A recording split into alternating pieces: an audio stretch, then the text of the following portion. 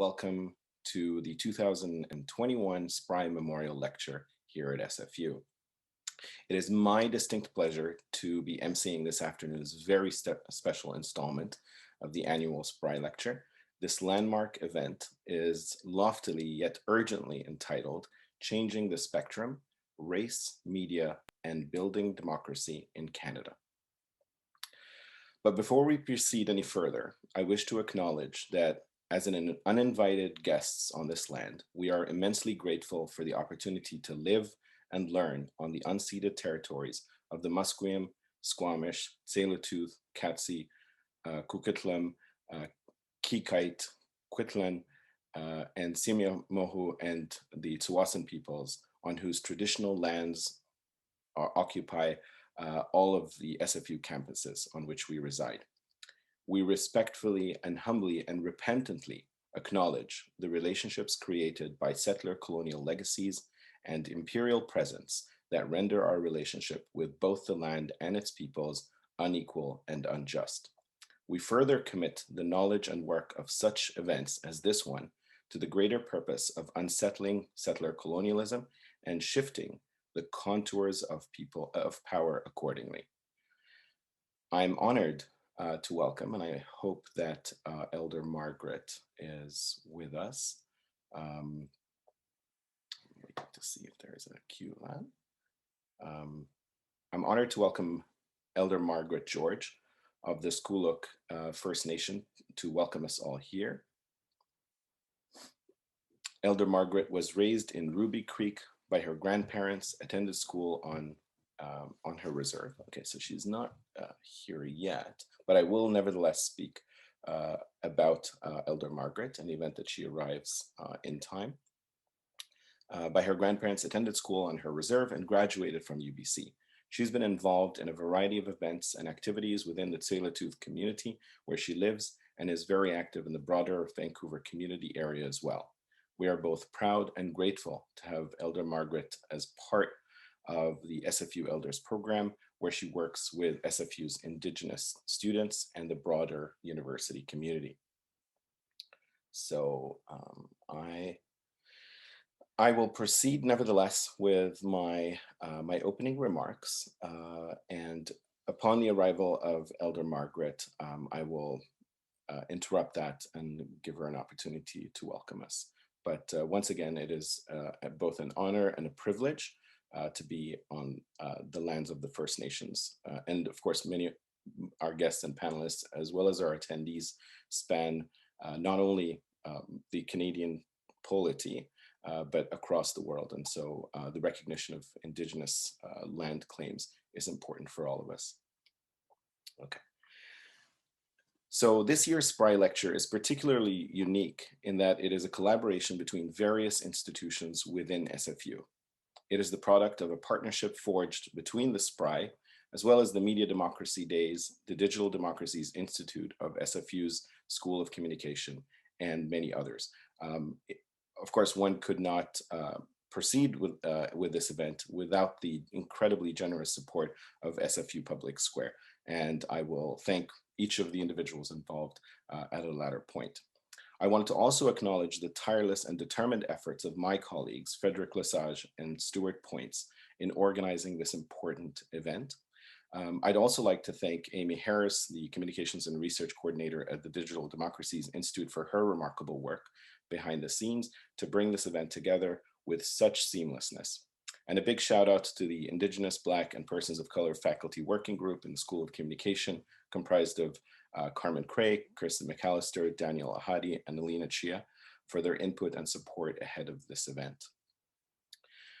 We are truly, this is truly an outstanding panel that will no doubt deliver a provocative and enlightening afternoon of conversation about race, media, and democracy in Canada.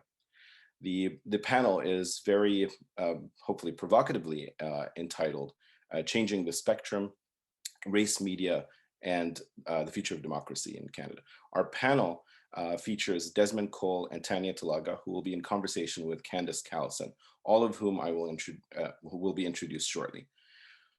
Within the Academy, the conversations about race are rife with categorical and theoretical complications.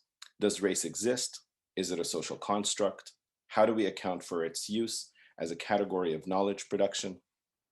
At times, these deliberations feel divorced from the lived experiences of communities who bear the brunt of racialization, securitization, scrutinization, and both implicit and explicit discrimination.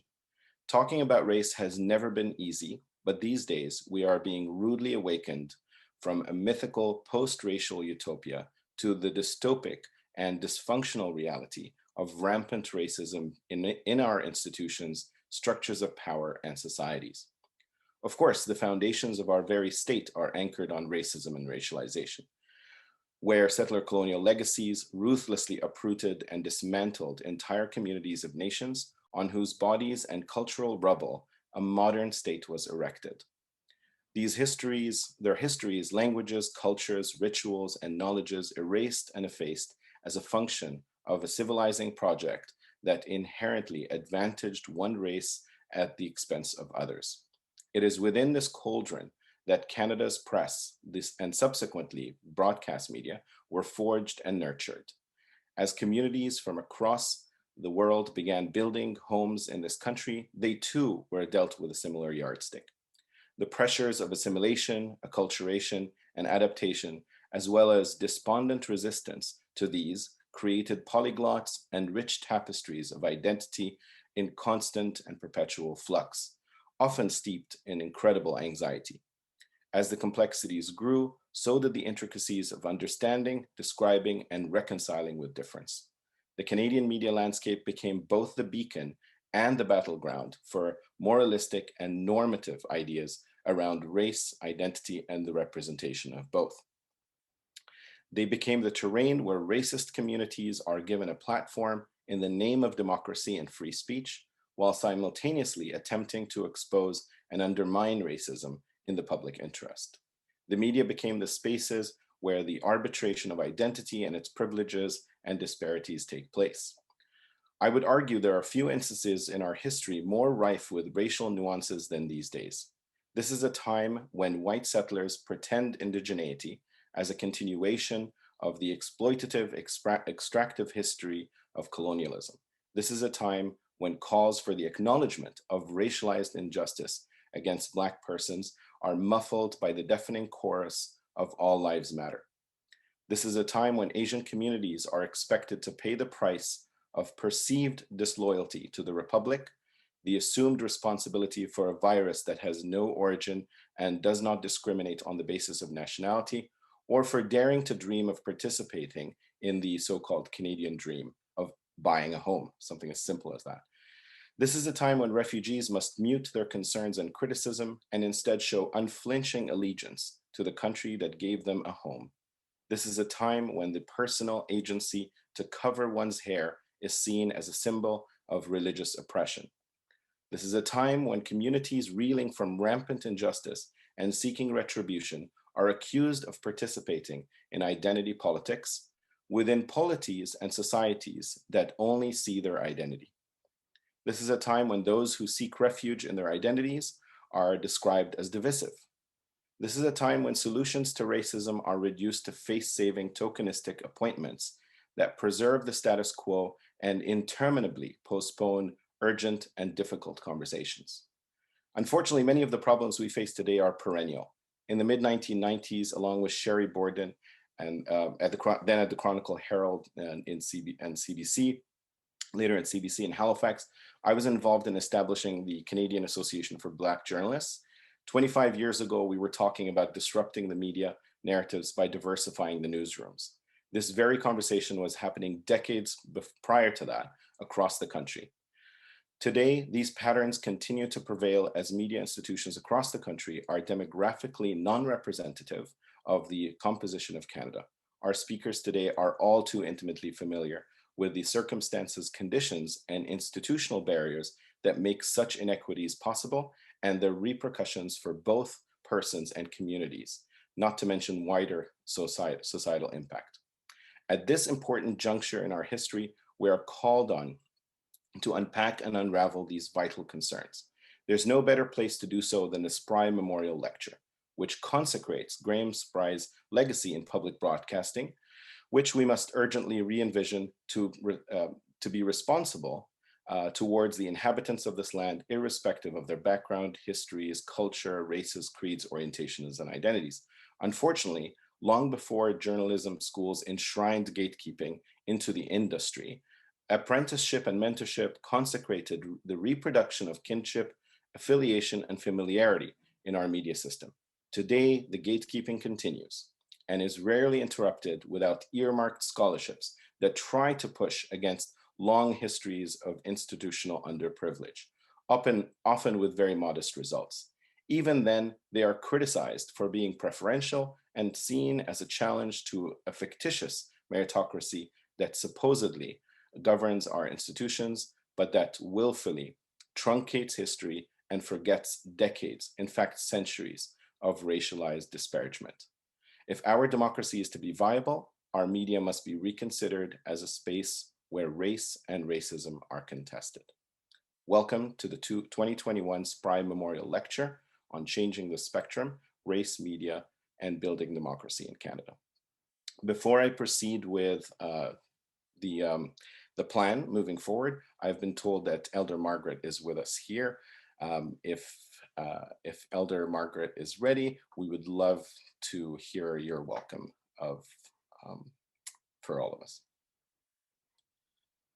And good morning, everyone. Good morning. Welcome to the Can you hear me? Yes, we can. Welcome to the territory of the First Nations people in Vancouver, Coquitlam, Musqueam, Squamish, and Tsleil-Waututh. It's an honor to welcome you to our community. Just a quick prayer, and you can continue with your meeting. Great Spirit, thank you for bringing us together today. Just guide each and every one of us on the path that we are on. Thanking our communities and our families for allowing us to do the work that we do. I ask Great Spirit to bless all those who witness what we do and what we say, and especially the young ones who are following our direction. And Great Spirit, a very special blessing on the families of the people who are working today, all my relations. And thank you again for inviting me to your program. Thank you so much, Elder Margaret. It's a real pleasure and honor to have you welcome us, and we don't take this lightly in any respect. So thank you for taking the time and joining us today. Before we proceed, I'd like to take a few moments to explain the format of the event. Closed captioning is available for today's event. You can turn it on and off by clicking the CC button at the black bar at the bottom of your screen. It should be on your right. Thank you to AI, of course, pronounced AI, for artificial intelligence, for media for providing this service. If you run into any technical difficulties during this event, please send a message to our panelists and someone from our team will reach out to help. This event is being recorded. Please note that, and of course we intend to share it later and to also revisit it. So those of you who couldn't make it today can benefit from this discussion. So just letting you know that this is what's happening. To be able to submit questions at any time during the session using the Q&A function also at the bottom of your screen, we'll be monitoring this and directing them to the panel. Please indicate if your question is directed at a specific person or to the panel at large. There are, like most events, community guidelines, and since this is a very important and also serious conversation, we would like all of our attendees to observe these. Above all, there is zero tolerance for those who promote violence against others on the basis of race, ethnicity, national origin, sexual orientation, gender identity, religious affiliation, or different ability. Anyone who incites harm towards other participants, be it through the chat, video, or audio functions, will be removed at the discretion of our technical team and moderator. Don't assume pronouns, gender, knowledge based on someone's name or video image. We can refer to people using their usernames, and that should be a fairly straightforward matter. Also, please practice self-care. If you need to get up or take a break, please feel free to do so. So without further ado, it is my distinct pleasure and honor to introduce our moderator for today's event. Herself an incredibly reputed scholar, thinker, activist, and writer, Candis Callison is a Tahltan environmental journalist, author, and associate professor at the University of British Columbia in the School of Journalism, Writing, and Media, and in the Institute for Critical Indigenous Studies. She co-wrote Reckoning, Journalism's Limits and Possibilities after 5 years of research with journalists from various news organizations in Canada and the United States. Candis was a 2019 inductee to the American Academy of Arts and Sciences and is also a member of the advisory circle for Indigenous Screen Office. And honestly, this bio barely does Candis any justice. But thank you, Candis, for joining us, and we look forward to an incredibly interesting and provocative conversation. Medu Adel, thank you. I'm just going to start with a little bit of Tahltan for you. So Talsadan Dedeni de Otsi, Taskia Esdatsai, Chocholona Hote. So I'm from the Tahltan Nation and a member of the Crow clan. And I just said good morning to you. So here's your Tahltan lesson of the day. It's not quite afternoon here on the West Coast, depending on where you're joining us from.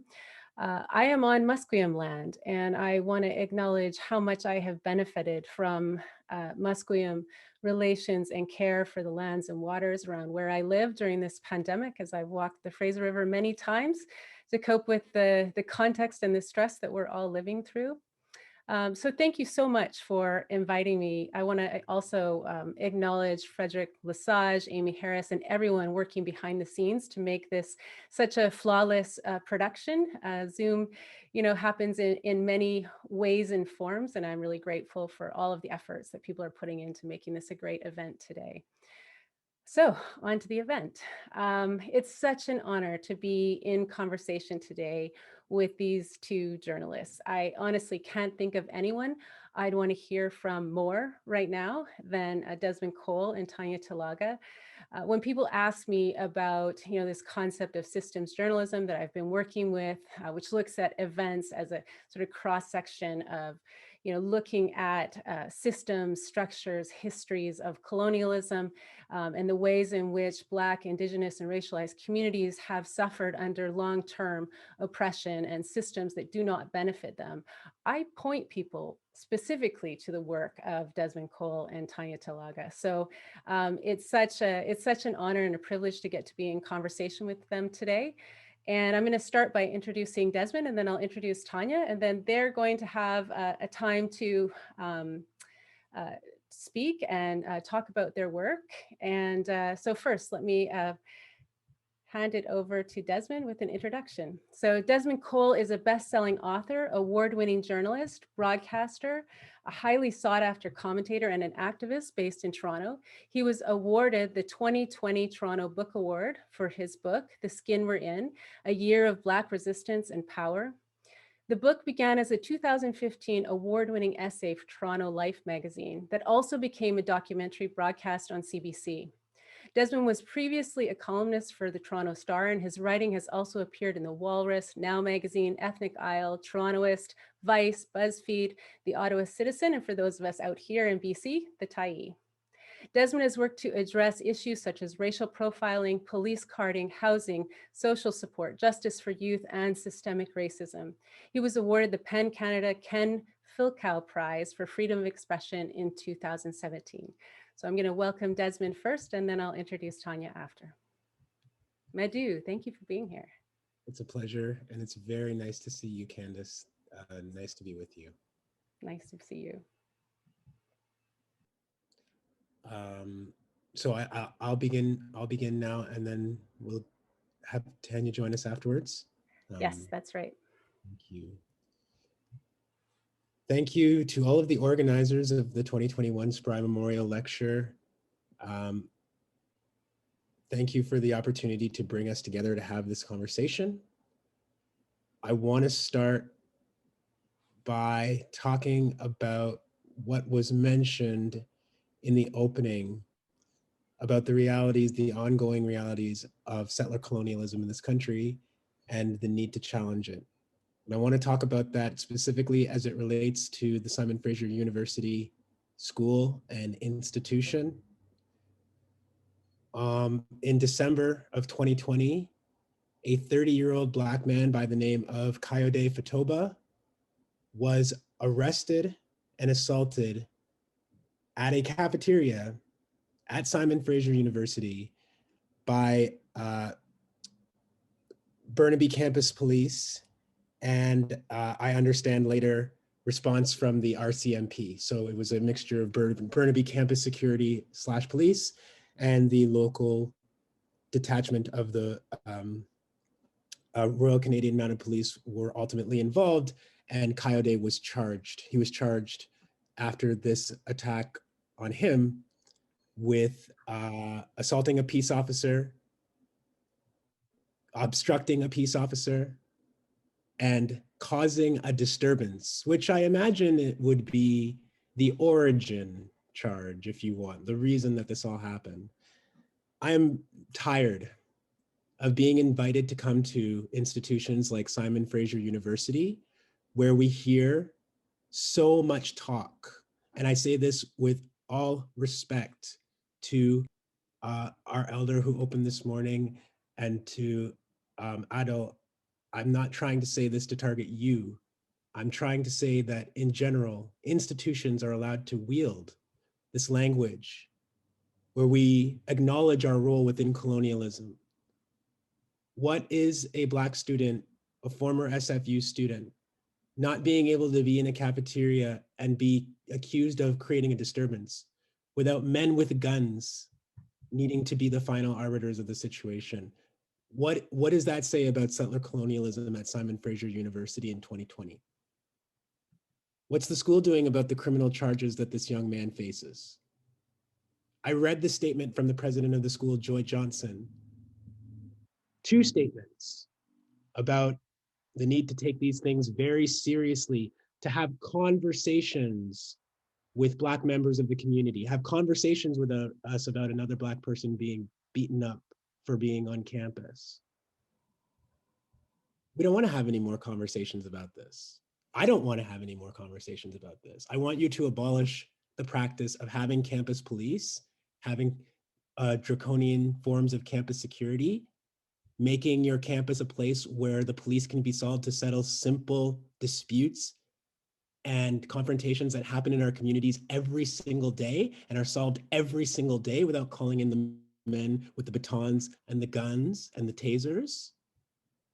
I reject this notion of the need for more conversation about our lives and these appeals to settler colonialism and our responsibilities to address it, but to then continue to have a relationship with the Royal Canadian Mounted Police and other local police forces, to continue to decide what person belongs at SFU campus and who doesn't. We're just really tired. I haven't had written my book. I haven't had one school that I addressed make a commitment before I came or after consultation with their membership, after all these consultations that President Johnson is talking about that are always apparently happening with Black people. You're always talking with us. You're never doing anything. Kayode Fatoba shouldn't have been attacked and arrested and assaulted on your campus in a cafeteria over a dispute about presumably causing a disturbance. It's not a policing and domination security issue. It's not overpowering a person issue.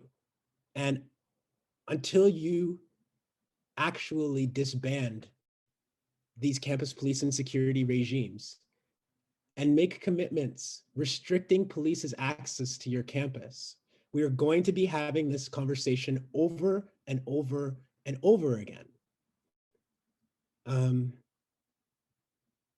Some people don't mind that because it keeps them in the position of authority, in the position to make a decision and do something. But I couldn't come here today without speaking about Kayode. I couldn't come here today without acknowledging that after this attack on Kayode happened, that Osab Mohammed and members of the Simon Fraser Student Society spoke out immediately and condemned what happened. And I stand in solidarity with Coyote and with the Student Society that did that and raised their voices. I heard from so many students who contacted me personally or through people that I know.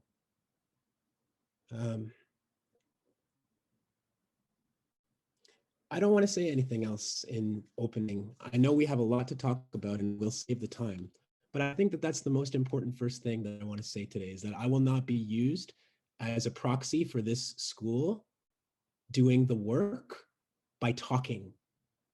It's good to talk. We're going to talk about a lot of very important things today. You need to disband your campus police and security and restrict the local police's access to your campus. And you need to use the resources that you are spending, the tremendous resources that you are facilitating through policing and security like this, to actually help students in this unprecedented time of need for students. Help support your students instead of policing them.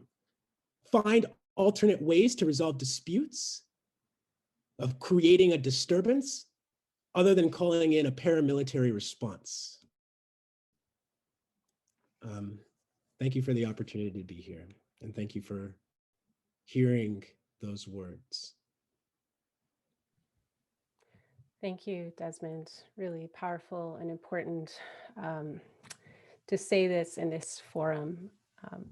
I'm going to introduce Tanya, but I think we'll come back to some of those issues that you've raised, and really important for those of us who are in institutions to raise our voice. And I see a lot of thank yous in the chat for what you're saying.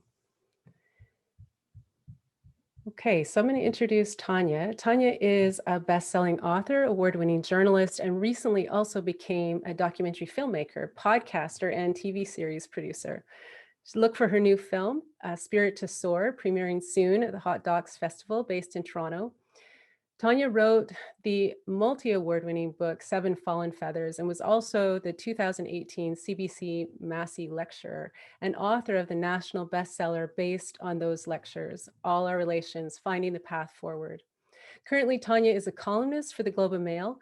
For over 2 decades before this, Tanya worked for the Toronto Star as a reporter and then a columnist, where her work was nominated 5 times for the Michener Award in Public Service Journalism, including for her important work beginning in 2009 on missing and murdered Indigenous women and girls, so long before there was a commission and a report.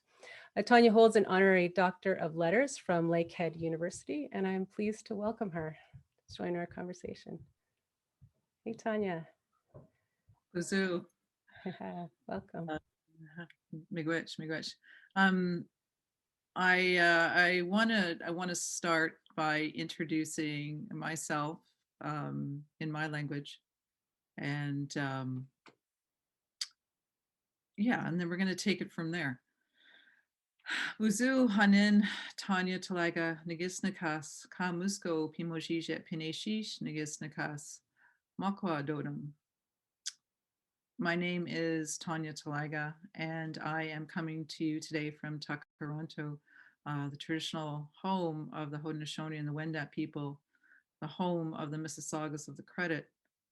It is where I live as well.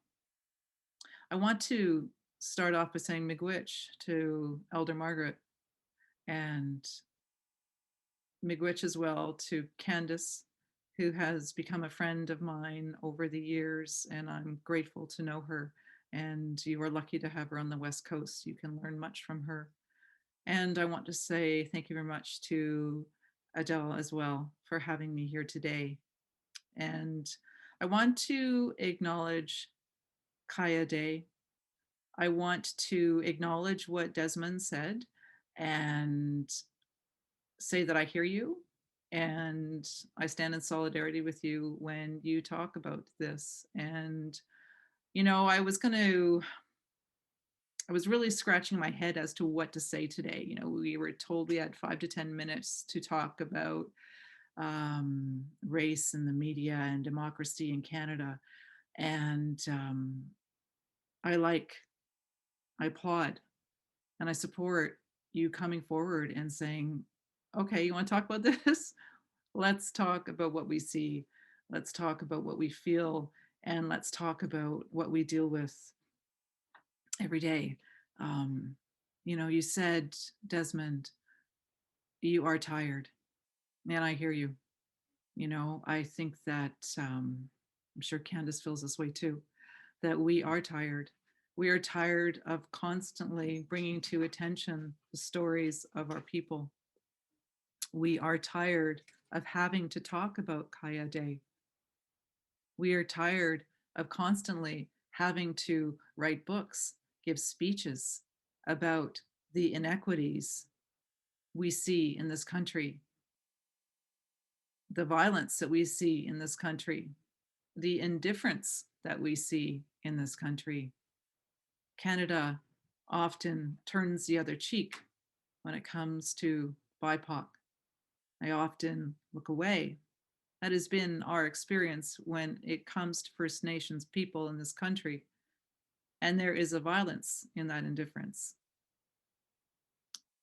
That's what I write about and I speak about. And that's what I hear from Desmond. It's what I see from Desmond, the work that he does. And I see you, Desmond. I see you out there doing the hard, hard work. You know, you spoke about Kaya Day. And so I wanted to talk then. My thoughts went to Craig Neakin. And Craig Neakin was also a student. He did not go to SFU. He was a student trying to get his high school education in Thunder Bay. And I'm thinking about Craig as I talk and as I heard Desmond talk. Craig, he was 21 years old. He was from Mishkagagaming First Nation, about 4-hour drive outside of Thunder Bay. And he was in town in order to get that high school education that he did not have. And it was in a time of need that he was having. He was having a mental health issue, contacted paramedics.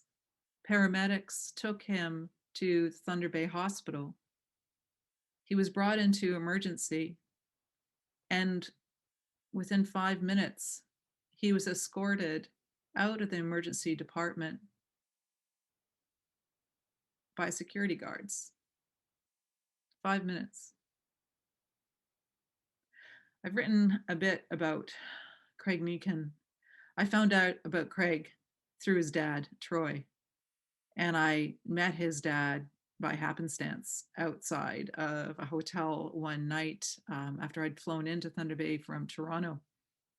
And he asked me if I was the one that he had seen on YouTube, the one giving the speeches, the one that speaks for our kids.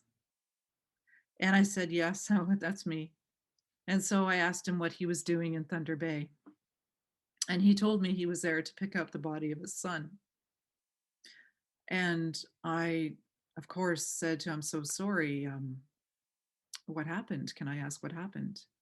And that's what he told me, that his son went to the hospital to seek mental health help.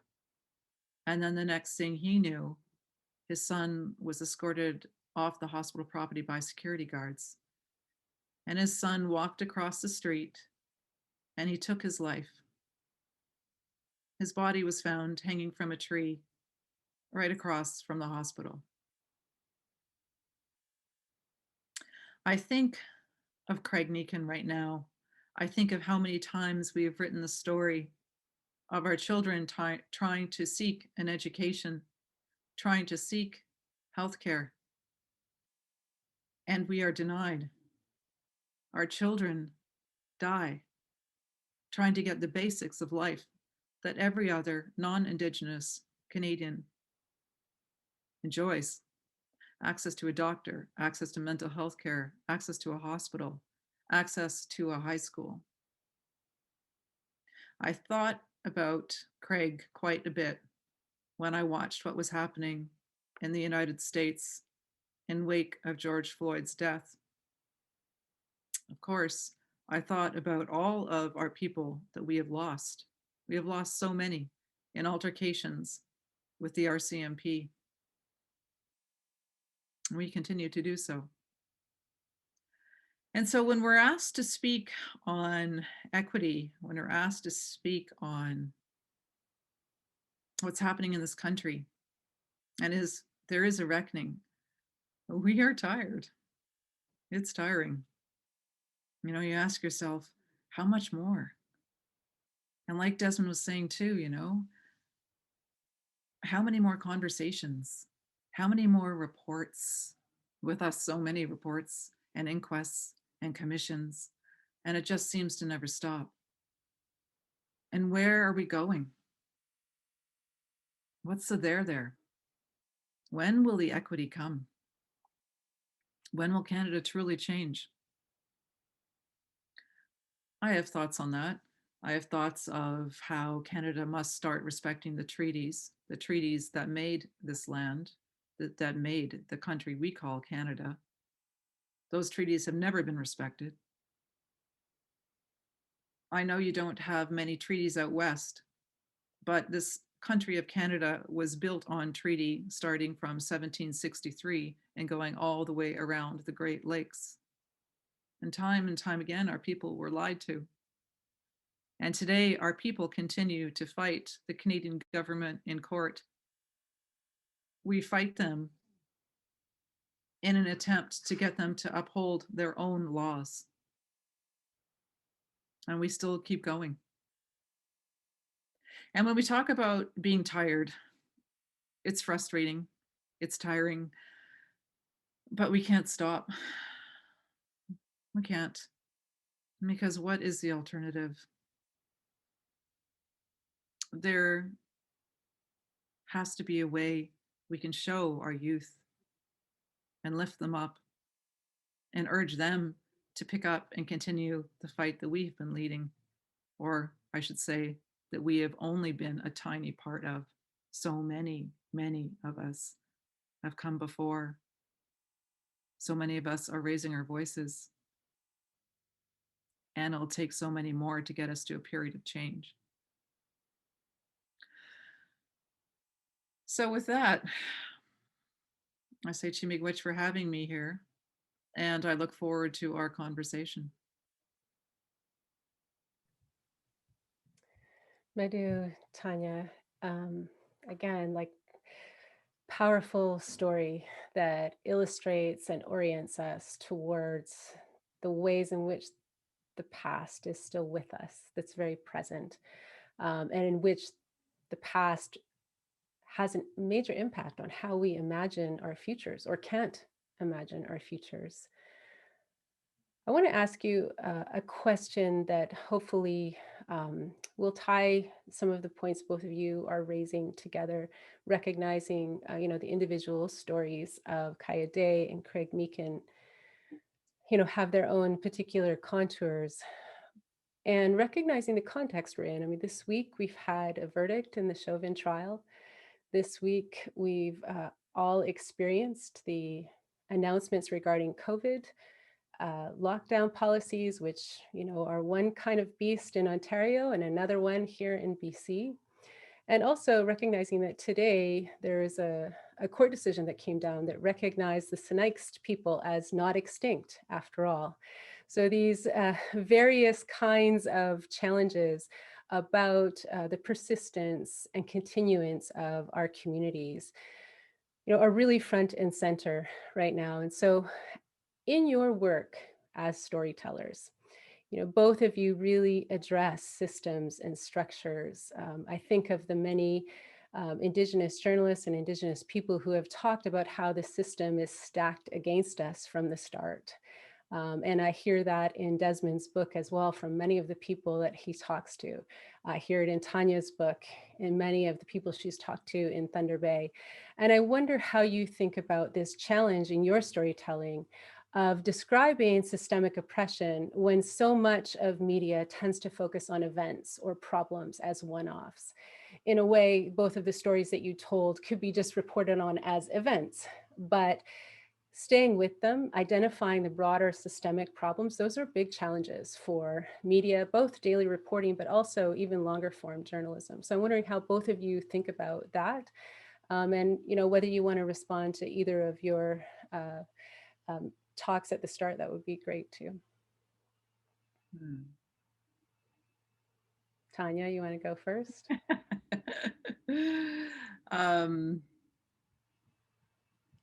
Oh, that's a big question. You know, we don't have equity in journalism, right? You know, you've spent a long time looking at it.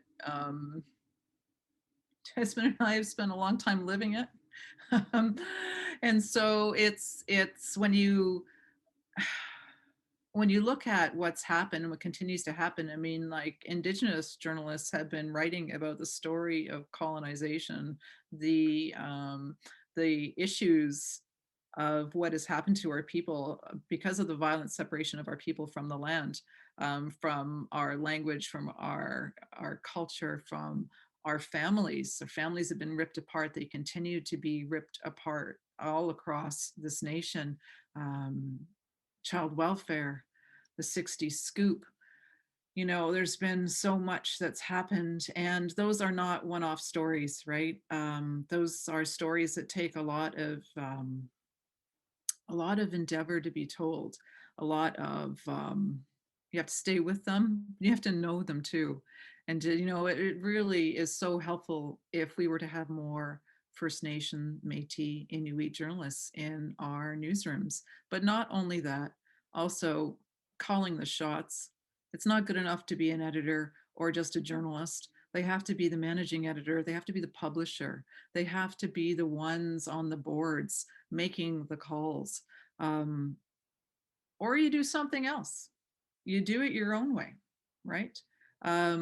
I left mainstream journalism. I do have a column at the Globe and Mail, yes, but I left mainstream journalism. I left the Toronto Star because I wanted to do it myself. I wanted to empower other Indigenous people and tell our stories. And that's very important to me because I often think too of something that Senator Maurice Sinclair said. And he said to me that, you know, we know in our hearts what we need to do to survive as a people and what we need to do in order to go forward. And that is so true.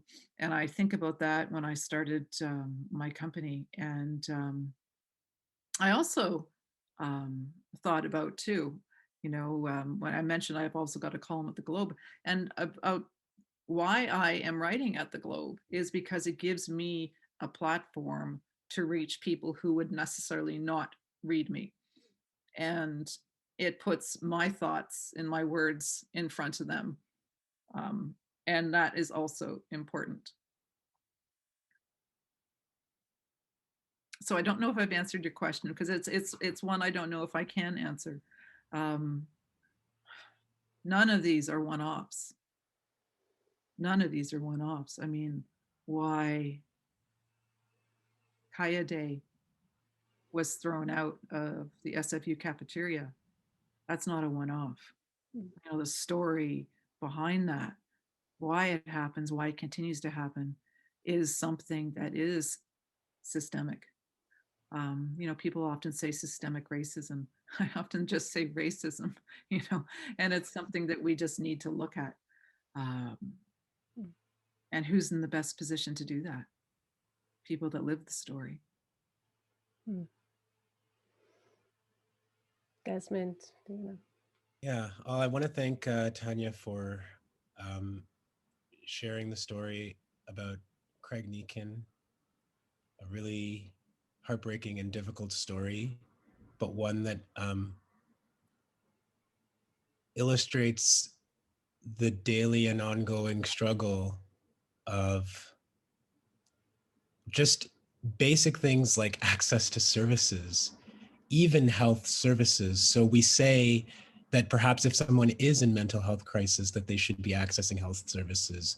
But even when they do, we know what the results can be because of how entrenched racism is. For my part, when it comes to the difficulty of the one-off conversation, Candis, that's being carried on a lot of the time in media, it's really the reason why I wanted to write a book in the first place, because I didn't see that I was ever going to get any space in a mainstream media journalism context to have a broader and more contextualized conversation about anti-Blackness and white supremacy in Canada. Certainly things are reported as though, you know, everything is up to you as the viewer or reader or listener to decide. This is the tabula rasa. This is the blank, you know, objective frame that journalists are encouraged to come into journalism with. And Candis, you have written and talked about this quite a bit, about this fantasy that journalists can come into a world where Black and Indigenous peoples have been historically oppressed and say, let's just take this one story and examine it and consider it. And let's just pretend we don't know anything else. That's actually, it's about an erasure of knowledge more than it is about being neutral. It's about the erasure of things that we damn well know by now, I think, this frame of objectivity. It's active. So you have to actively press out things that you understand to be true about your reality in order to try and be hyper-focused about one incident. It's literally decontextualization, right? Literally. So when I see that there's no space for that in the corporate media landscape, that's what made me want to write a book. And I think as my understanding and my learning has evolved, I have to recognize that identifying that we do, in fact, rely primarily on a corporate media institution, set of institutions to get our daily news, to know what is happening in our world. The fact that that is a for-profit venture, which is funded by for-profit interests who don't want certain things to be reported, and quite frankly, who are complicit in the same institutional racism that we're talking about. So let me give an example.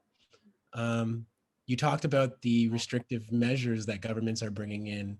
Rather than responding to this health crisis of COVID-19, they have decided to scapegoat the same oppressed communities that they always do, and to find more ways to police us rather than spending those resources on healthcare, on preventative measures, on closing schools and workplaces so that people can stay home and be paid to stay safe. Instead, there's always more money for policing.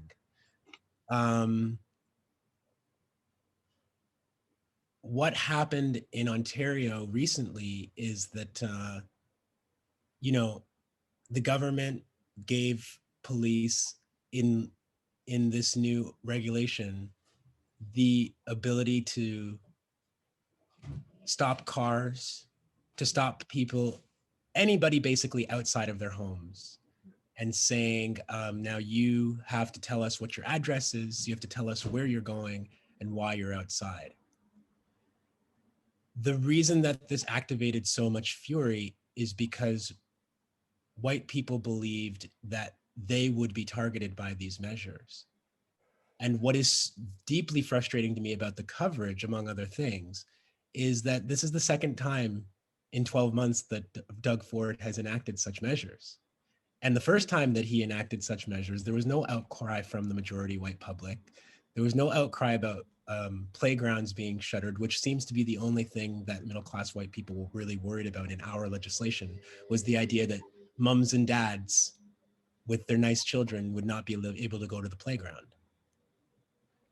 The context that's missing from that is that it happened a year ago, and that the CCLA has already written a report entitled Stay Off the Grass, where they document the ways in which Black and Indigenous people and homeless people were targeted by this kind of draconian police legislation.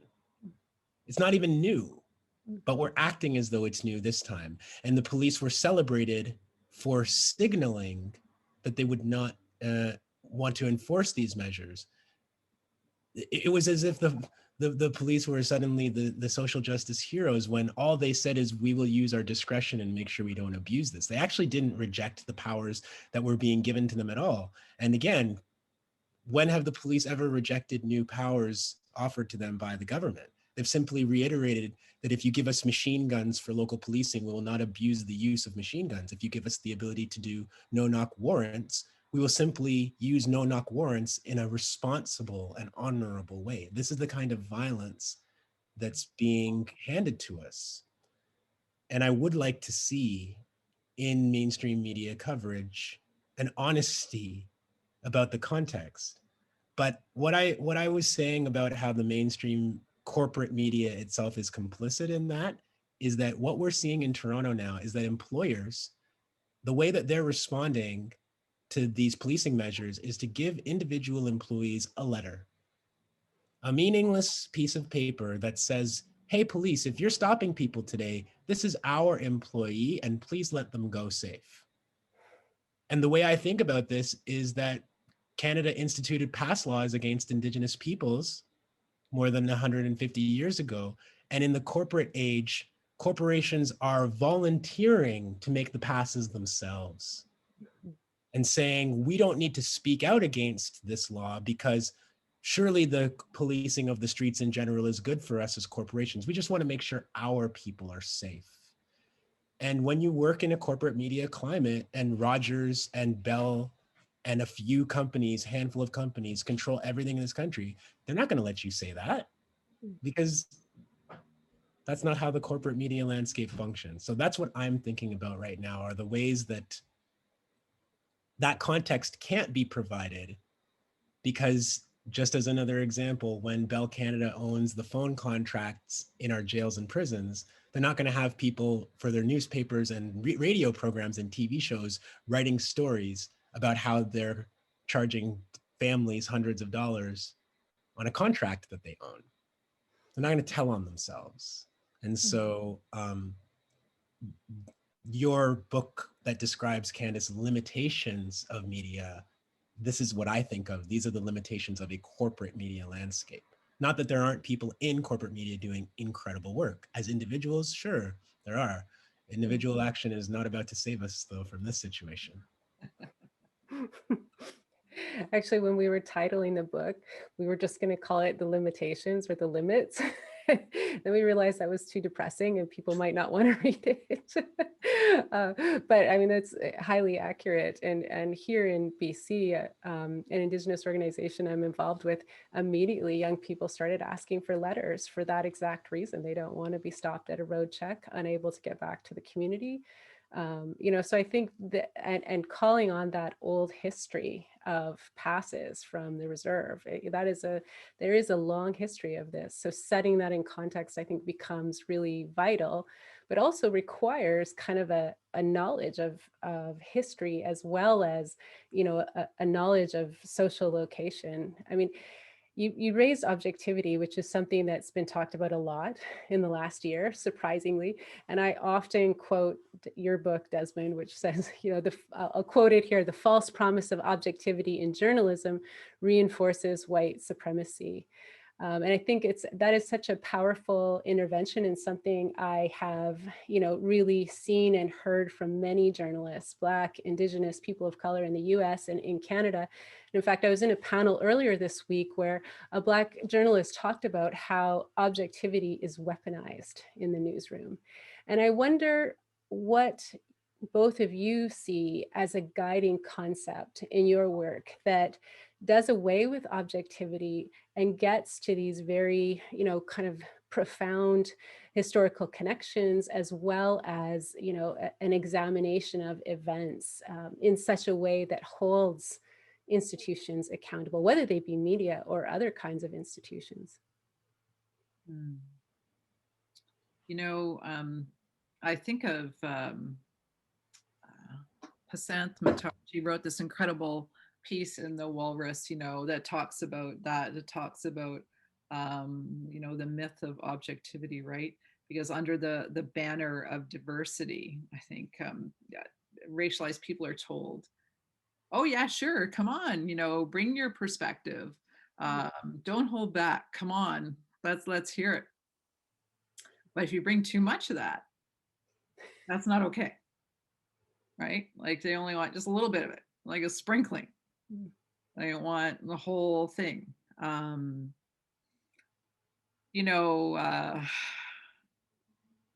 just a little story of that, thinking about that myself, talking about covering the National Inquiry into Murdered and Missing Indigenous Women and Girls, something I had, thank you for bringing that up, Candis, I'd been covering, 2009, I think you're right, it was the first story that I did. And I mean, I had covered what's been happening to our women for a long time. I'd covered the opening of the inquiry in Gatineau. I'd written, was part of a group of reporters that wrote a big series on what happened to our women. And in the time frame of all of that work, I also wrote 2 books. I wrote 2 books on genocide in this country, 7 Fallen Feathers and All Our Relations. And I remember being at the closing ceremonies of the inquiry and being so proud of our women and our families and our leaders that were there, all the members of the inquiry that fought so hard to keep it going and to write that incredible report at the end, Justice Marion Bowler. And I remember when at the press conference, the very first thing that the mainstream press wanted to ask about what they heard was, how could you possibly use the word genocide? This wasn't genocide. And it was just an attack right away. And I'm talking about that as an illustration, because what happened at the Star and what happened at other major media places as well is they wrote these editorials or columns that said, no, it's not genocide. And so when we talk about, under the banner of diversity, you're asked to bring your perspectives and yourselves, right? And then you see that boom right in your face. Like, I didn't even know that the Toronto Star was going to be doing an editorial on no, comma, it's not genocide. And when I saw that, I felt like I had been hit in the stomach. It was just like, wow. So everything I had been writing, no one really believed it. No one really supported it. Or is this just our editorial board at the time? That was hard. That was hard. There's a very public, it's very public too, when you work as, at the time I was the Indigenous issues columnist at the Star. And when you work under that, and then you see that, it feels like it's a real hit. So when you talk about objectivity and how much is wanted and how much isn't, that was an interesting lesson.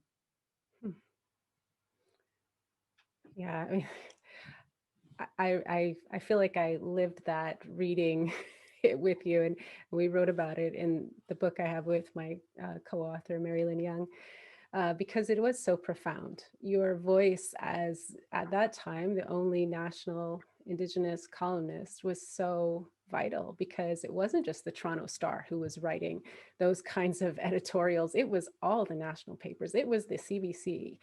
People were really questioning this word genocide, instead of doing the work of holding these systems, institutions accountable for what could be, argued as a long-term, long-term problem where, Indigenous women and girls and Two-Spirited were dying, and dying in very large numbers. Like, if that had been, a mainstream white population, there would have been fierce outcry. And so, I think the lack of Indigenous, Black, people of color in the newsroom becomes so profound at those moments. Mm-hmm. I would add to that it is it can be about in some cases the perspectives that we see and or hear could be related to the mix of people on staff, who's allowed to have a voice, who's allowed to have an editorial voice. I think that that can contribute. But I mean, I also remember the quest to find Black voices, for example, after Black Lives Matter Toronto stopped the Pride Parade, to find Black voices to put in the mainstream to say, we don't agree with Black Lives Matter, actually. We don't agree with what they did. Those are Black voices in mainstream media, and they are contributing opinion. But what I hear in what you were saying in the question, Candis, is really about dishonesty. And Tanya, when you talk about the response to the report being a fixation on the word genocide, that's not about opinion. It's not that all of these columnists and editorial groups at corporate media are simply expressing one of many opinions about what has happened to women and girls and Two-Spirit people in Canada. They're denying the history of this country. It's no more sophisticated or new, or like it's the same as people who deny the Holocaust happened. It's the same as people who say that King Leopold wasn't that bad when he went to Congo. Like that's all that people are doing. They're not engaged, and that's what I hate, is that this Western tradition, liberal tradition from the Enlightenment of like, oh, we're being objective, we're using our reason, we're applying, Candis, you've talked about this so convincingly, we're applying science to journalism now. So we're just being neutral and fair. That's all we're doing. To say that it isn't genocide is a denial of history. It's not an opinion. Yeah, totally. And it's really hard to contend with that when you're being asked as a bit player in those spaces to have your little 5-cent column. But this is what the editorial is saying, right? It's like, how do you even compete with that? And this is why I'm now independent, and why, you know, I only wrote a book because they said, Desmond, you can really actually write whatever you want. And they meant it. And it was freeing. It was very freeing in many ways. I think we have to be very careful, because the next wave of allaying our concerns while doing nothing is in fact to diversify the newsroom, but it's to find voices from Black and Indigenous and other racialized communities who will profess the white racist status quo and who will protect it. That's what's coming. It's already happening. It's already in the celebration of people like in political sphere and policing sphere as being the first Black this and the first Black that. And, you know, I see Black people in our newsrooms and in all walks of media hustling. And when they get a promotion, I'm happy for them as Black individuals. But I can't live in a more just world because a corporation decided to promote one or two Black or Indigenous people. And when they realize that that is a crumb that is going to satisfy quite a lot of people and make them be quiet, pure representational politics, that's what they're going to do next. And I don't think that's good enough. So like, independent journalism is a critical counterbalance to the corporate agenda that is going to persist even when it's a Black person talking, even when it's an Indigenous person talking. We need independent journalism. And again, to go back to your question, Candis, as I feel like just going all over the place here. My guide, because I reject objectivity, is that I make no apology about the fact that I'm doing my work to recognize and uplift Black people. And I think that that is a completely valid perspective. Candis, you've talked about journalisms, plural. This is my journalism. It's unrepentantly saying I want to fight for Black people, but that doesn't mean I'm not interested in truth or fact or investigation. I'm interested in all of those things. But just as, for example, the Globe and Mail's editorial takes it as their worldview that Canada was not built on genocide, I am a journalist that takes it in my worldview that it was. It's not that deep. Like it's fine. Like it's not a different. It's journalism's plural. It's about ways of practicing rather than the right way to practice journalism, which is objectivity and your biased Black way of doing it, right? Yeah, I often use this term social location to talk about how journalists need to locate themselves in order to really understand what's happening, but also to tell good stories. And as a way to, think about doing a more, a systems journalism approach. So this approach we've been talking about of getting past events and looking at the deeper histories and contexts and the structures and systems that are at play. But after we wrote this book with Mary Lynn Young, called Reckoning, ironically not, is that it's very hard for many people who are not from racialized communities to locate themselves. There's not really a strong sense of shared history, and exactly for what you're talking about, Desmond, that some people recognize that colonialism was genocide, continues to be genocidal. When you have people questioning genocide as, a well-supported conclusion from this major multi-year report led by judges and experts on genocide, like this is a real problem in society, that even that is questioned by our mainstream media. So I'm going to put a question to you guys, and those of you who are in the audience, please get your questions ready and post them in the Q&A, because we'll move to audience questions after this. But this is my last question for this talk anyway, is a question that was put to me on a panel I was on. And the question was put by Carla Murphy, who's a US-based Black journalist. She produces The View from Somewhere, which is a book also written by Lewis Raven Wallace. And she asked our panel, which was made of Black, Muslim, and Indigenous scholars and journalists, do we want to spend the next 50 years trying to rescue journalism when this is what it is? And, so really, like, maybe it's also a version of asking how to navigate these limitations and possibilities, and this sort of lines between, hopefulness and despair that often, confront you when you look at something like how MMIWG was reported on. Do we want to spend the next 50 years trying to rescue journalism? No, I think we want to spend the next, if I'm lucky enough to be here for another 50 years, no, I will continue to tell the story of our people. I will continue to do what I can to uphold the voices of our people. But I don't think it's my job to try and save or rescue journalism. And what I have learned is that you can't do everything. And sometimes you have to pick your battles, right?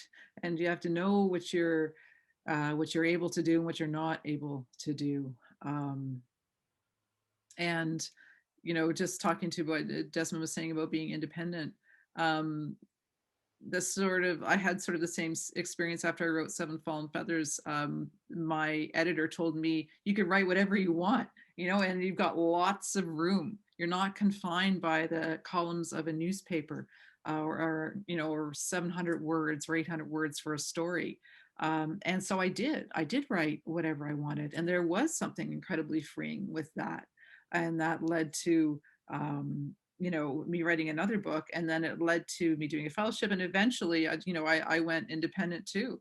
I worked for myself, and I freelance right now for the Globe and Mail. But I do a whole bunch of other things as well. And that's important, and when we look at the future of journalism and should we rescue journalism, I think the future of journalism is what Desmond's doing, what I'm doing it on your own, trying to tell the story you know. But when I look at, do I want to spend the next 50 years trying to rescue journalism?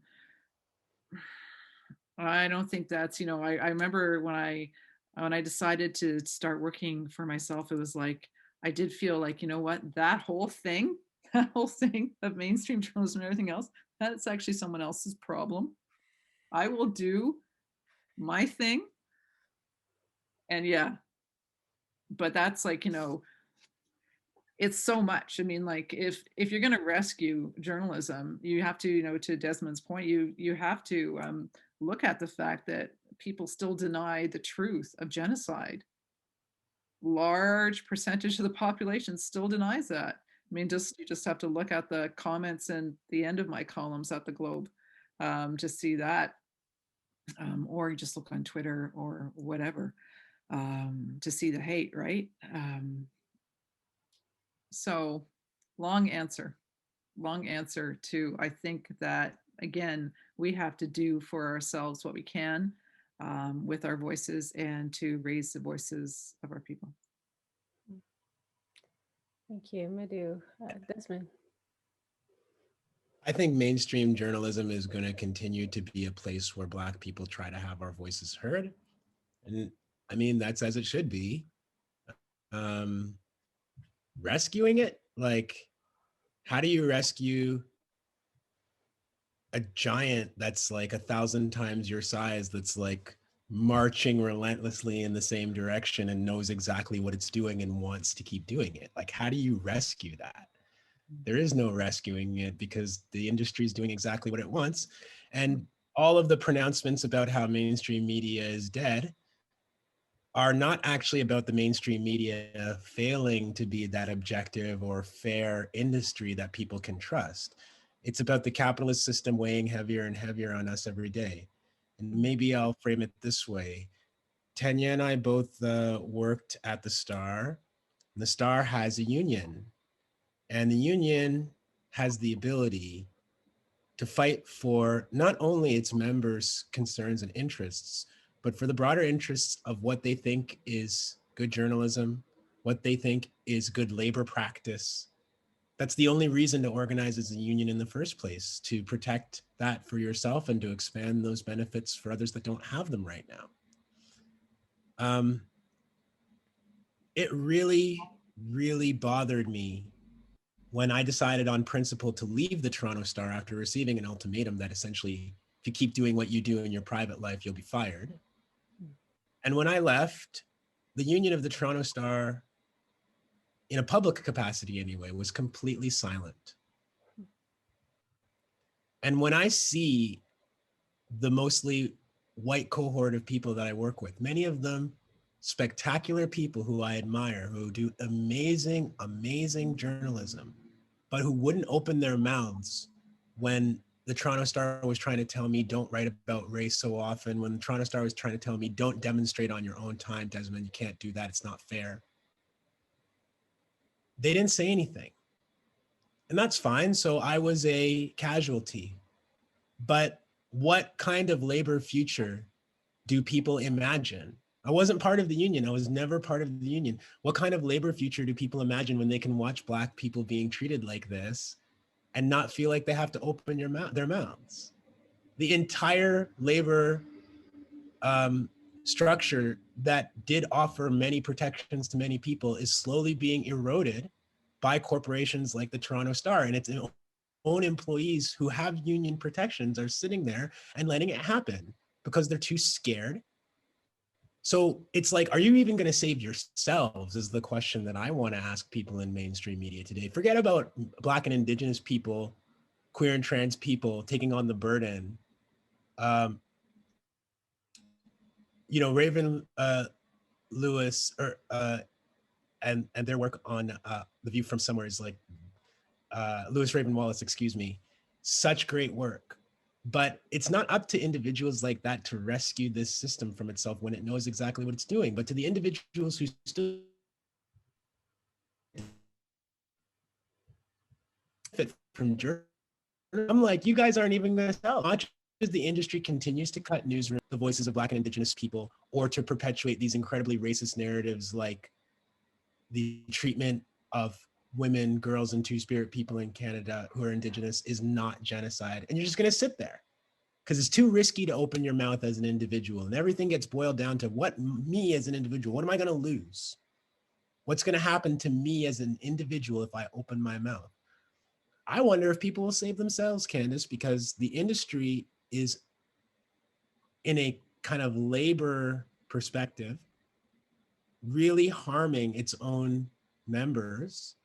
And there doesn't seem to be a great willingness to fight back. Just as I sit in a province where the province refuses to vaccinate teachers and wants them to go to school and they didn't strike. The government says, go to work and die. And people say, sounds good to me. So no, Black and Indigenous people are not going to save those systems. But I actually wonder at this point if they'll save themselves. And I have a guess about what the answer is if people don't wake up. Yeah. Both of you, just I really thank you for engaging with these questions and just a lot of powerful things to think with. I'm going to invite Adil back to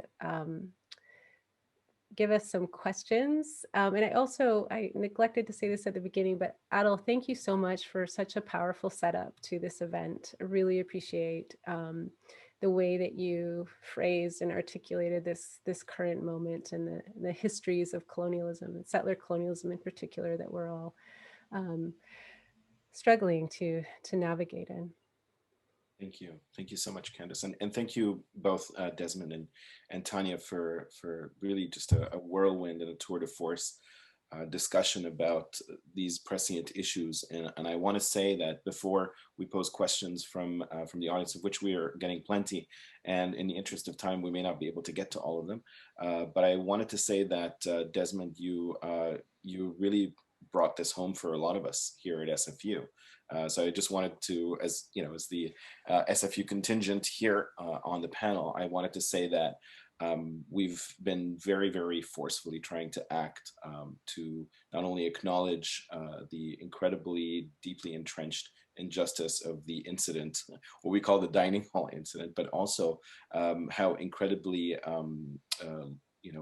protracted this phenomenon has been, and how it needs to be addressed head on. So I apologize for folks who are following. I ended up posting a truncated version of the statement that we issued as the BIPOC working group of our school in response to not only the incident, but also the really sort of not only unpleasant, but quite shameful response on the part of the administration at large. So thank you, Desmond, for really driving this message home. So the questions that we're getting are, there's a wide array of these. I want to start perhaps with questions that pertain to journalism schools. This keeps coming up in a lot of the questions, and one question comes from one of my colleagues, Professor Carmen Cray, an assistant professor in the School of Communication, and also a Stolo faculty member. So she raises the question of wanting to hear from the panelists in general about what they believe might be the relationships between schools of journalism and the issue of contemporary journalistic practice that are being shared and discussed. There's a sort of to kind of tie in another question that relates to that. What would you say are the specificities in that relationship to the corporatized nature of the media landscape? Is that the reason why this is being manufactured? Is it trickling down to the journalism schools? Are the journalism schools serving as gatekeepers that reinforce, practices of objectivity, or at least as a kind of a fictitious mantra? What is the origin of this problem, and how can it be addressed? Is it in tandem, or we have a lot of students are on this chat who are either applying for admission or inside journalism schools, and they're trying to figure out how to navigate this. So any information that you might have on this would be really useful. Okay, and this is open to I really want to dig into this question. Okay. So good.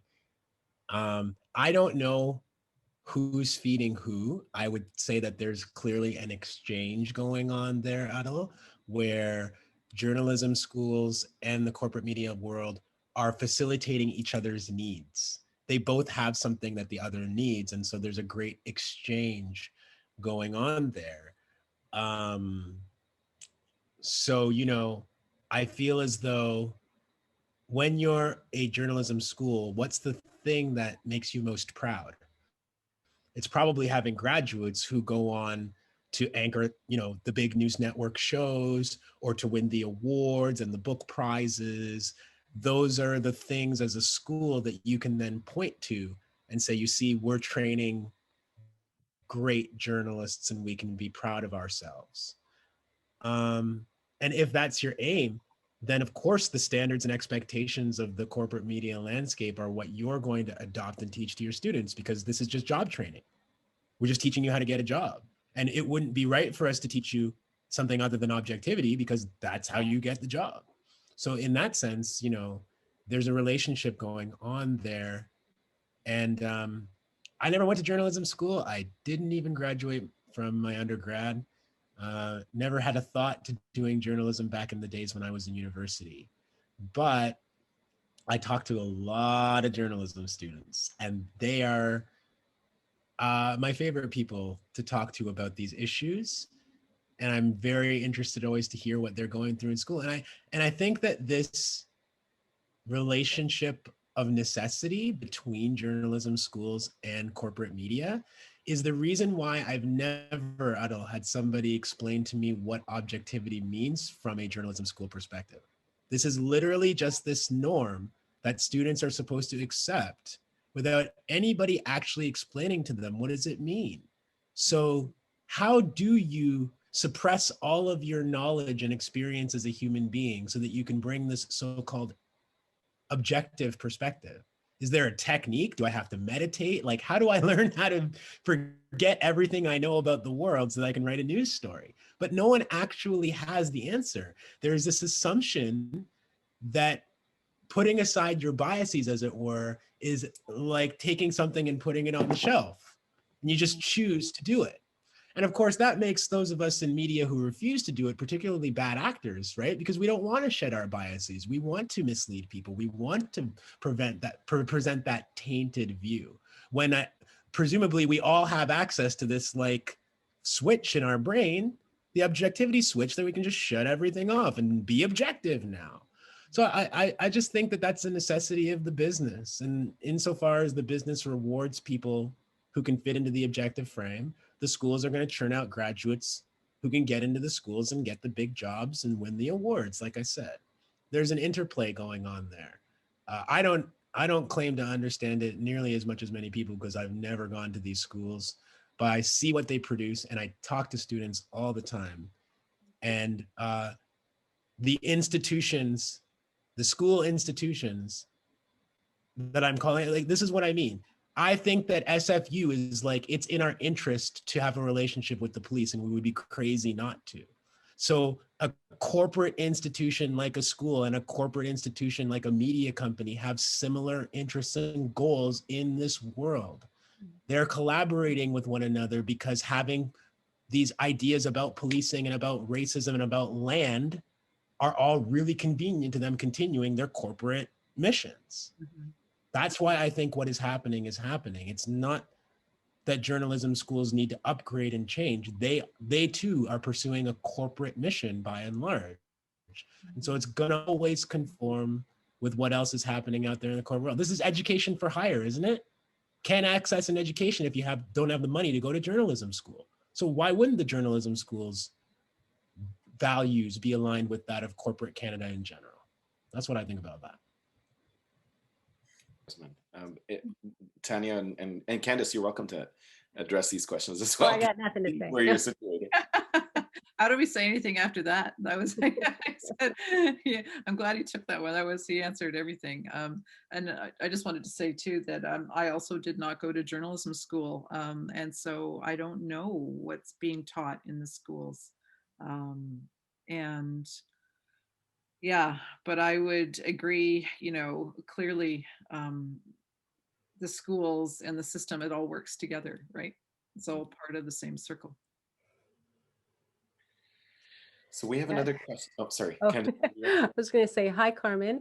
And, I think journalism schools have a long way to go to catch up. And I want to acknowledge the Ryerson students and the Carleton students who have spoken out recently and really tried to call their schools to account. Part of the reason why my colleague Mary Lynn Young and I wrote this book called Reckoning was because we had hardly any materials to teach with. When I first started teaching media ethics 10 years ago, at the journalism school, there was hardly any resources I could call on except from media studies and cultural studies. I went back to Stuart Hall. I went backward to Edward Said. I went back to the people who have been saying this, Jane Rhodes, for a long time, right?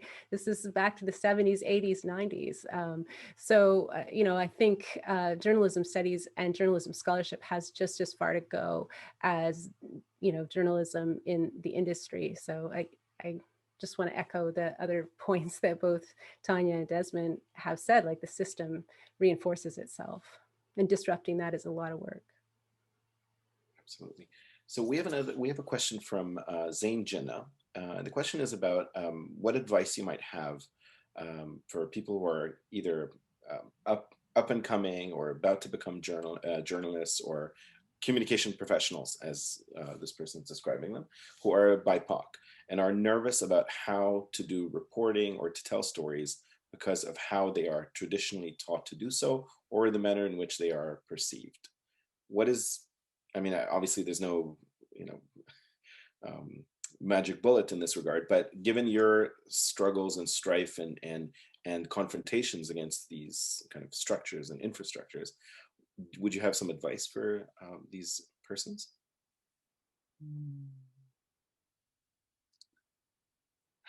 I think that you have to tell your own story. You have to tell stories as you want to tell them. Tell stories. Listen to that voice that's inside of you that tells you which way to go and how to write that story and where to sell that story if you're a freelancer, who to talk to. It's really tough for, this is the one thing I do know, if you're a young journalist, how do you work? How do you can't start off, this is what I have learned in my 25 years in media, is that, when I left school, I went to U of T, and I worked at the Varsity student newspaper, and that was sort of my training as how to be a reporter, how to be a journalist. And there's definitely, if you're working in corporate media, there's definitely a system, right? There's definitely, you're a cub reporter, you start working off in crime, you start doing municipal. There are all these hoops to go through. There was, anyway, when I started in 1995. I clearly started when I was 12 years old, as I'm sure you can tell. But yeah, 1995 was a long time ago. And at that point, there's all of these hoops to go through in order to get a job, to keep a job, and to stay within that system. If you don't want to do that, go a different way. Just freelance. Write your stories, try and sell your stories, try and make relationships with people that are editors that are actively looking for freelance writers. Make your own way in a different way. I think that I could be wrong, but I think that the system would find it really hard if people came right off the bat writing like us. I wonder how they would take those students or those recent graduates. I really wonder. I don't know. I would say two things. One, from a storyteller perspective, alluding to what Tanya just said, and one from a professional needing to eat perspective. Storyteller is going to storytell, period. So you have to embrace that part of yourself in whatever creative medium that you want to do your storytelling in. I agree that you should allow the spirit and the voice and the compulsion inside of you to try and lead you through everything that you do. Be the storyteller that you want to be. But I think that this question is a deep one, because are we talking about this from a spirit perspective, or are we talking about it from like, how do I survive and make money in this industry perspective, which is a totally different thing, right? And I think it is completely honorable to go to school so that journalism forms a part of what you do for a living, like me. I have never had a I have never had a full-time job in mainstream Canadian media, ever. So I have to do a lot of other things in order to feed my addiction to storytelling, as it were. And I'm proud to do that. And if that's the way that you want to live, I think that's good. And I think that if you want to go and get a degree in order to facilitate that, that's an amazing thing to do with your life. I support it because it's a tool. Candis always talks about how journalism is a set of tools, and I agree with that. From the labor side, all I can say is we all need collective action to be able to protect our interests, our labor interests, our money interests, our rights at work interests. We need a collective action to be able to defend ourselves. And if you want to go into any workplace, whether it be journalism or otherwise, as a young person right now, and you're not thinking about how you're going to organize with other people to protect yourselves, I don't know what we're doing out here. Because the system that we live under is trying harder and harder to take more and more away from people. And it's ironic because we have so much more formal education in the generation that is coming up than, like I said, look at me, I'm writing a book and publishing it, and I never went to journalism school. And now there are people who have so much debt, and they're like, how do I even get one job? How do I even give an entry level position? This is the way that things are going in this country. And I imagine that they're going to continue to go that way unless we organize. So all I can say to you is whatever you choose to do in the labor market, organize with other people who want to do the same thing as you in order to protect your interests and to fight for more than what your employer wants to give you. Thank you. So another question pertain, of course, Graham's Spry's legacy of advocating for supporting public media specifically is one that has been carried as a torch among many communities and groups and advocates and organizers and activists with the assumption and the hope that public media somehow have the answer to the problems that we face in what we typically describe. I mean, when we talk about mainstream media, sometimes we mean both corporate and public. But can you help us kind of disentangle where public media may either have hope for a different direction when it comes to addressing race, or the extent to which they are actually part of the problem and cannot be disentangled from this overarching issue? That's quite a question. Candis, do you want to try that one? You worked at public media for a while. It's very interesting times to think about media as a structure because we have so many different kinds of players now. We have, the public broadcaster, but we also have APTN. We also have, which is often considered a kind of alternative, not mainstream, and yet it's absolutely delivering on basic cable and delivering, pretty incredible journalism as well. Nobody else was reporting on the Senegst case that came down from the Supreme Court today as breaking news, but APTN was.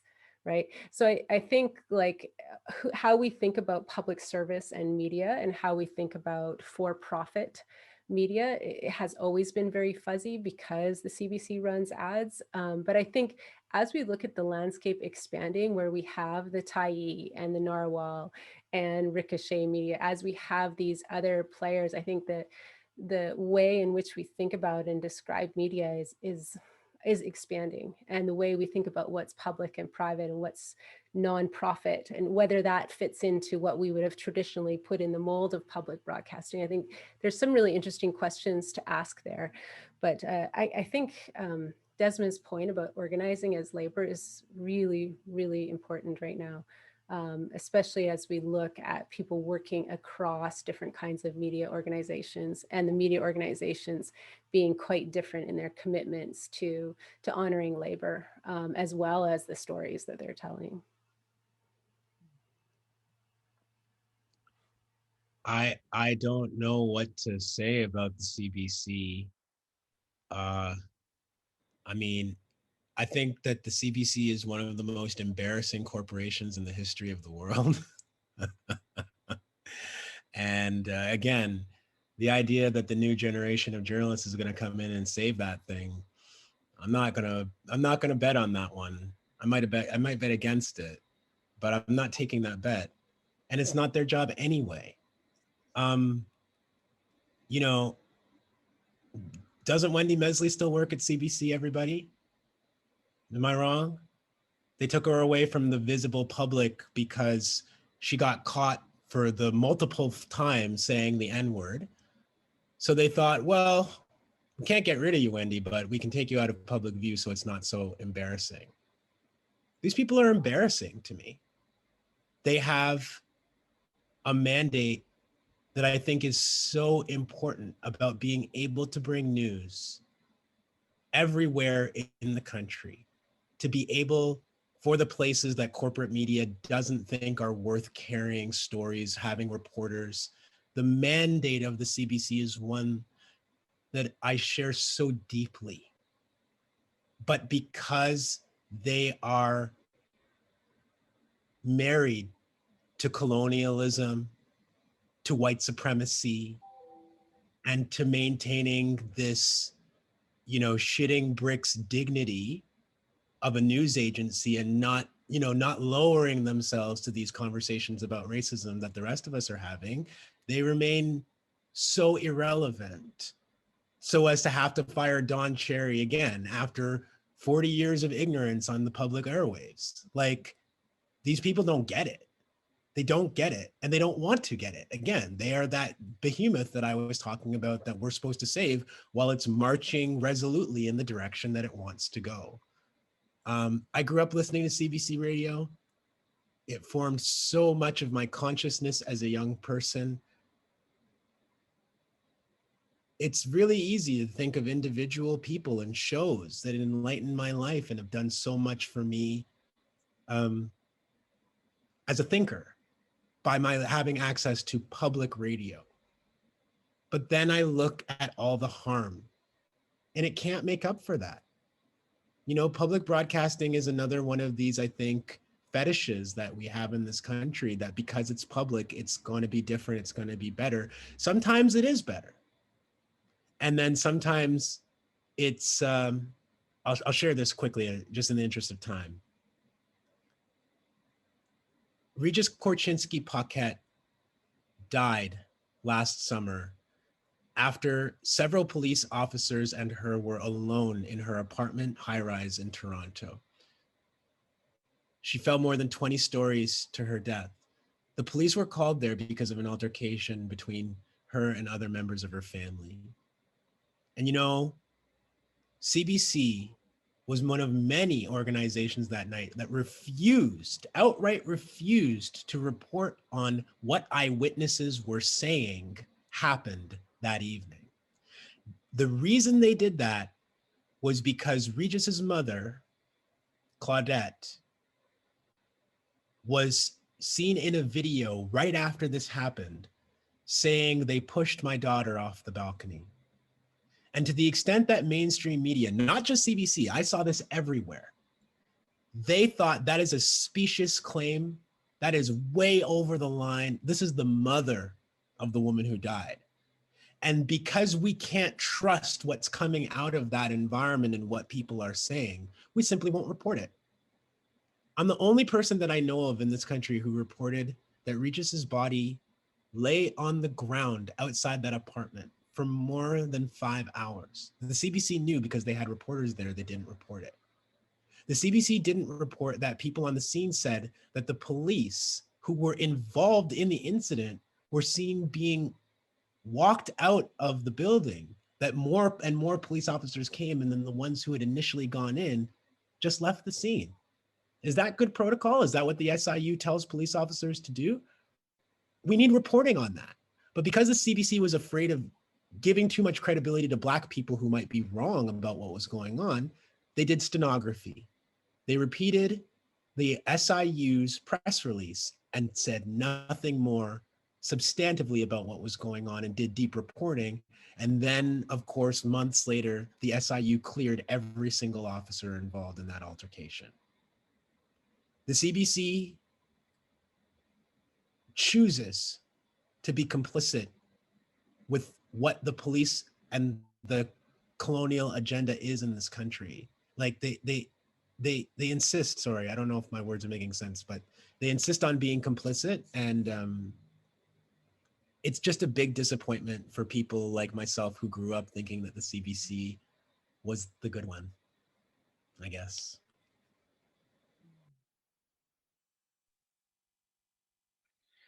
Thank you so much. And also, just sorry to say that those things cause so much more harm than whatever good I could project onto CBC. And there's also a lot of good. Absolutely. Thank you, Desmond. And you know, we've gone over time, but it's just such an invigorating and enlivening conversation, and so much of what's being said is unfortunately very rarely discussed with this much candor that that I think our attendees are still at 184. So so if it's not too much trouble, I'm going to pose another question also from the audience. This is coming by way of another colleague, Hannah McGregor, in the publishing department. And her question, I'm really sort of contorting it a little bit, but the question that she's posing is about different infrastructures. What do those different, I mean, both yourself, Desmond, and Tanya have gone about things in a very sort of, how do I say, maybe non-traditional way, if the traditional has become, you know, to follow in those like pathways that have been carved out for journalists to operate, and you've created your own platforms. What can we think, what can we say about perhaps technology and what technology affords persons, members of communities, activists, writers, thinkers, storytellers, that can afford them to perhaps push the boundaries without necessarily being shackled by those forces, those powerful forces that are, for the most part, suffocating real public discourse on the disparities. So everything from like podcasting to, you know, whatever other infrastructural approaches, and kind of working in those interstitial spaces rather than, you know, trying to break into those behemoths that you're describing. I think that social media, you know, we talk about technology. I'm going to talk a little bit about social media and the advent of social media. And I think that that social media can be a horrible place, but it also can be a really good place. And it gives voice to many people who didn't have the voice before. And I'm thinking too of Idle No More, and how Idle No More really changed, helped change the landscape of how we feel about each other, how we feel about, you know, stopping everything in the middle of downtown Toronto or in the middle of Edmonton or the middle of Vancouver and holding a round dance. And that call to action, that rise among our people and our allies, it was remarkable. And that didn't just start actions, it started a movement. You know, it started more voices coming on Twitter and on Instagram, more stories coming out. And I think that if you're a storyteller, that helps you so much. It helps you see other people are out there like you. and that other people are supporting what you're saying. And it makes you feel that sometimes you can feel alone, and you don't feel as alone when you surround yourself with a community of others, you know. Like I know a lot of people through social media, members of our community. I know that for myself, we use Facebook a lot, Facebook Messenger, to talk, to keep in contact. And that's a beautiful thing. And that helps me tell story, and also helps you feel less alone.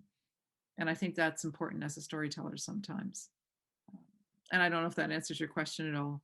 I'm not the most technological person, I have to say. I think Facebook and Twitter and Instagram is about as much as I can take. But that's what I don't know more, and all the voices that were on social media at the time. Was it 2013, 2014? That's what they did.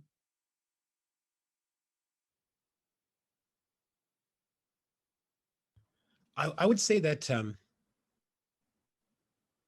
this is a much celebrated feature of the world that we're living in now. That, for example, like I have edited little reports and things that I've been really proud of with like free software that I downloaded online, and that I can do that at my desk here with a mic and some free editing software. It's possible. And with Zoom, much is possible and open to us in different formats, digital and otherwise, as storytellers. That's like really exciting and makes things much more accessible. I would say again, though, that we know in a newsroom context, for example, that now copy editors have been fired. So now a writer is expected to be their own copy editor. I can't tell you the number of times when I was, we've talked a lot about the written word today, about books and about articles for the Toronto Star. And I just want to acknowledge, of course, that that's not the only kinds of media work that people are doing out here, but just to give yet another written example, I can't tell you how many times when I was at the Toronto Star, that little errors that I made would get into the publication because there was no copy editor to read them. It's not really a good thing when you don't have those kinds of supports. When the person who's writing the story also has to do all the editing for the story, has to do all of the fact checking for the story, and then has to deliver the story on the 6 o'clock news. The expectation on the average journalist now, as opposed to say 10 years ago, and the way that that's being used to cut jobs and to cut opportunities and to cut teams, I think is something that can really concern people. And that's why I say again, if all you want to do is storytell, I mean, there's this amazing podcast here in Toronto called We Are Not the Virus that I would like to shout out. And I shout out this podcast because it is dealing with something that we are seeing across the country, even though it's based in Toronto. And that is the phenomenon of growing encampments in our major cities and even in a lot of smaller places, because people can't afford housing and because they do not feel safe in the shelter system. We Are Not the Virus is a podcast about those people's lives as they try to survive out here in Toronto. And it is like so good. But it's not being produced to get 1 million views or 1 million downloads. It's not being produced to try and compete in the corporate market. It's just really important storytelling. But the people who do that storytelling do not get money and don't get paid in order to do it. In fact, they're losing time and money. They're spending and investing. Let me not call it losing. They're investing their own time and money into creating something of that caliber that is very important, obviously, to them. So I think that that's what we have to balance and consider.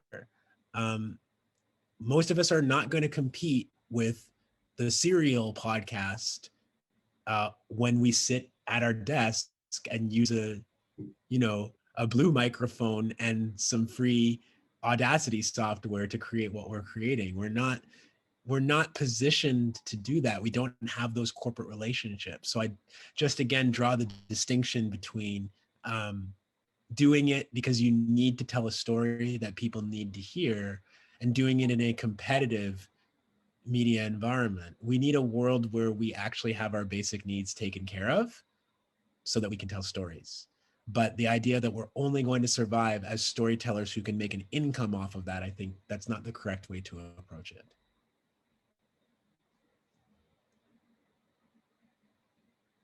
Tanya or Candis, do either of you have anything you'd like to add, or closing remarks on your part? Just final thoughts. I don't know if I have anything to add to what Desmond just said, but I do, like, in closing, I want to say that I was really grateful to be a part of this panel today, and to see Desmond and to see Candis, and to speak with everyone. And I hope that we've given you, you know, some strong advice. I hope that you learn from what we've learned and what we've experienced. And you know, so many of you are just starting out, and there's a lot out there for you. There's a lot out there for you. And it's true. Sometimes, you know, you have to figure out a way to be that storyteller that you know is deep inside of you, and to tell those stories that you know need to come out in whatever way, shape, or form. Is it a podcast? Is it a film? Is it a newspaper column or a newspaper article? And you have to eat too. That's true, right? And so that's not easy sometimes. You know, it's taken me almost it's over 25 years to get to the point where I am now. That's a long time, you know. And eating is also important. So I wish you all luck, you know, and I want you to follow that voice inside of you, but also be realistic and know that the road isn't going to be easy, but you have to keep going on it. Because honestly, what's the alternative? You have to be true to yourself at the end of the day. And I respect everyone on this this call and this panel so much, and I'm grateful to spend time with you. Yeah, I want to just add my thanks. In Tahltan, we say Lan Madu, which is big thanks, especially to Elder Margaret George and to Adel for starting us off in such a good way. And this has been an incredible conversation, as I suspected and hoped it might be. It's been wonderful to be in conversation with you all, and Desmond and Tanya, for your words and what you do in the world, what you put out there. I see so many young people inspired by your work. I've gotten to teach it for the last couple of years, and it's amazing to be able to have this conversation and with you together. So, Lan Madu. Thank you so much, Candis. So I suppose in closing, I do want to thank you really from the bottom of my heart for the heartfelt discussions that we had today, the candidness, the sort of the meditative, the inspiring discussion, in many instances very unsettling, and bringing to the fore the work that needs to be done on all of our parts, both individually and collectively. It's a colossal undertaking, and it's an undertaking that has been forged by many of our communities and our ancestors for generations. But it is nevertheless a very worthy cause. So I wanted to thank you all for your remarkable contribution today. I would say that this has been a really sort of historic Spry Memorial Lecture in all regards. And I hope that we can continue this conversation in subsequent iterations of the the memorial lecture. I also want to express my immense gratitude to our friends and partners at SFU Public Square, who made this event possible with their know-how, technical expertise, and their can-do attitude. Sometimes when technology doesn't cooperate, I'd especially like to acknowledge their staff, Seth, Kim, Rachel, Cassandra, Chloe, Doug, Jeff, and Janet. Thanks to all of you. And in our school, Emma Keeler-Dugas has also been a huge support every step of the way. And of course, can't move forward without acknowledging the incredible and indefatigable efforts expended by Fred Lesage and Stuart Points in making this possible. So it's really been an honor for me to be involved in this, and I would like to acknowledge what a remarkable experience this has been thus far. I thank you all, to all of our attendees. We appreciate your contributions. I apologize for not being able to attend to all of the questions that have been posed.